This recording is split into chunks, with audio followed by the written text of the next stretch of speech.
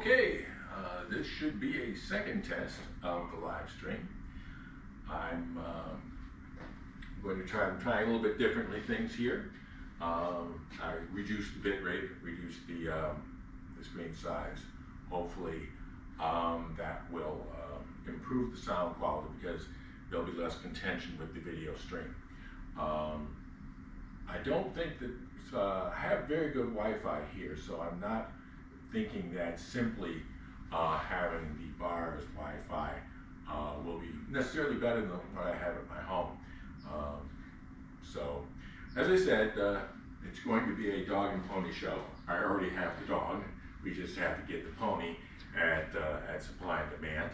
It'll be a bring your own chair event because the time I expected to be spending getting chairs and setting up chairs and returning chairs is now going to be spent on providing everybody with a double dog. We have a lot of great prizes. I expect the most interesting parts of the live stream will be the before and after, and that as a result, if you just want to watch the before and after and watch the during live stream during CIG's direct live stream, I wouldn't blame you. However, if you wanted to get an idea what a live audience is reacting to Citizencon as it was happening, I could certainly see that being even of an interest to CIG. And you could certainly also check that part of the archive of the live stream video.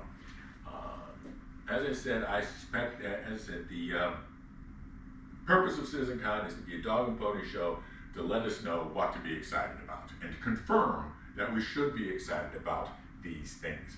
It's not providing exact timetables. Now, the duration that it is, as I said in my previous attempt at this, varies. Los Angeles, it was very clear that they said this is what you should be excited about for the next 10 years. In Manchester, it was what you should be excited about for the next several years. And Star Citizen 1.0, people that are talking about that like it's going to be the same thing as Star Citizen Beta Alpha 5. It's not. The scope and depth of Star Citizen 1.0 is not going to be accomplished in a year or even two. What's going to be interesting, I think, is some information about what is the real state of engineering and why is it being delayed. We were very, very, very close to a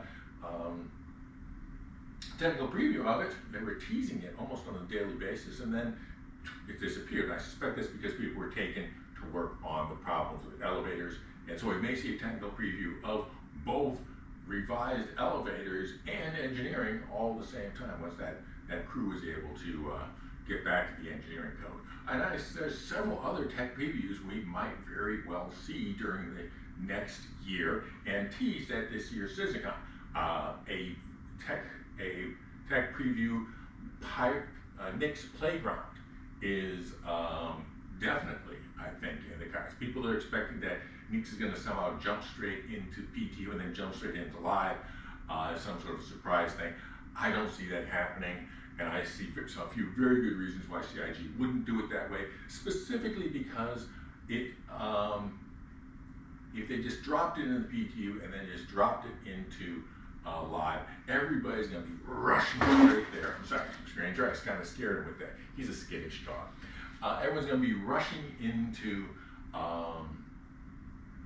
Nick's. Of course they will, but if they've had a chance to play with it for a few weeks or months in a tech preview build, then they will be able to, and there won't be quite the same rush. They'll be more planned and deliberate. Certainly some people will set Levski as their home base. I don't, they've got plenty of good reasons possibly to do that, but it won't be that immediate rush. Other things will be interesting to see what technologies they tie into having Nix. There's been a lot of speculation that they're holding off on Nix even though the graphic assets are there because they want to do something about expanding server meshing, perhaps having dynamic server meshing. I think maybe they might be waiting to have a sort of manual dynamic server meshing where they can change the priorities of the servers, change their mappings without having to take down and bring back up a server. And that's actually the big part. Once you have that, then all you need is algorithm that makes the decisions about how to do that, and you had dynamic server meshing. The tough part is being able to split and merge areas without having to take the whole shard down. If they nail that, then maybe they would let it go with a manual dynamic server meshing. So we may see that as a technical preview channel event during 2026.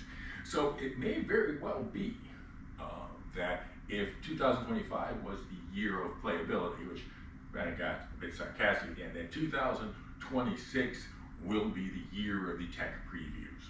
And we're going to see several tech previews. Whether those tech previews actually also make it into the game is a different question, but I do suspect we'll be seeing a lot of tech previews in 2026, which was kind of their goal for 2025 that they didn't meet because they were busy with other things.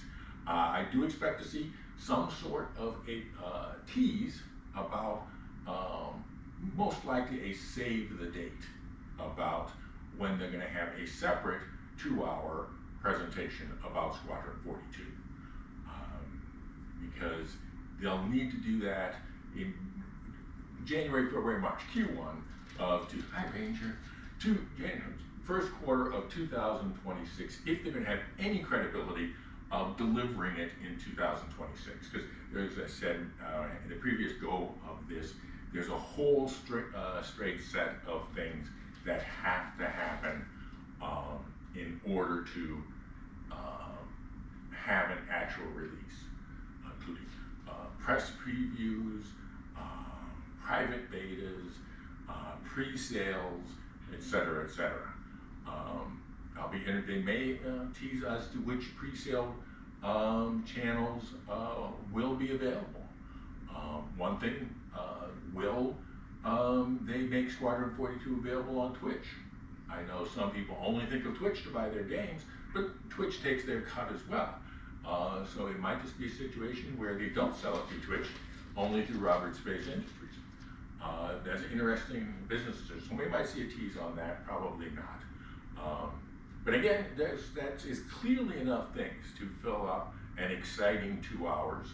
I expect to have a lot of fun with people at Supply and Demand, everyone having a double dog, and as we fill out Citizencon bingo, I'll put up a link to a bingo card that you can use, or you can build your own from that video I did earlier, and then the video card, and then the bingo card will determine the order for people to participate in the trivia contest to win $1,800 worth of ships from CIG and myself, mostly from CIG. Anyhow,